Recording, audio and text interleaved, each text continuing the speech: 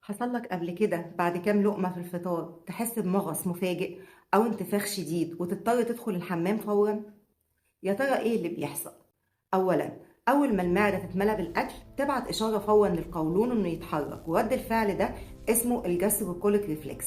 وده السبب إن ناس كتير بتحس بالمغص أو تحتاج تدخل الحمام بعد الفطار على طول، وده طبيعي. بس الأشخاص اللي عندهم قولون عصبي الانعكاس ده بيكون أقوى من الطبيعي، فالأعراض بتبقى أوضح والمغص بيكون شديد. ثانيا، خلال ساعات الصيام الأمعاء بتشتغل بنظام تنظيف اسمه المايجريتنج موتور كومبلكس. ده بيحصل والمعدة فاضية، لكن لما يحصل صيام طويل وبعدين وجبة كبيرة فجأة فالأمعاء بتتنقل بسرعة من وضع الصيام لوضع الهضم الكامل. والانتقال المفاجئ ده ممكن يعمل انتفاخ ومغص، خاصة عند مريض القولون العصبي. وفي معلومة ناس قليلة تعرفها، فبعض الدراسات بتوضح إن تغيير مواعيد الأكل والصيام الطويل بيغير توازن الجات مايكروبيوتا أو البكتيريا النافعة في جهازنا الهضمي، وده ممكن يفسر ليه ناس كتير بتحس بانتفاخ أو حساسية أكتر للأكل في رمضان.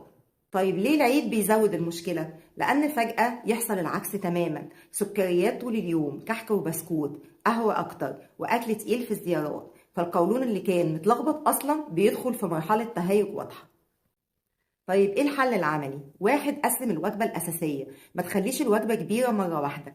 اتنين، هنمضغ الأكل ببطء علشان نقلل ابتلاع الهواء. تلاتة، امشي من 10 ل 15 دقيقة بعد الأكل، فده بيحسن حركة الأمعاء بشكل ملحوظ. أربعة، وزع شرب المية بين الفطار والسحور في أيام الصيام وعلى مدار اليوم بعد العيد إن شاء الله.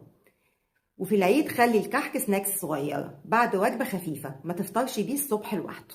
نقطة مهمة عن الأدوية.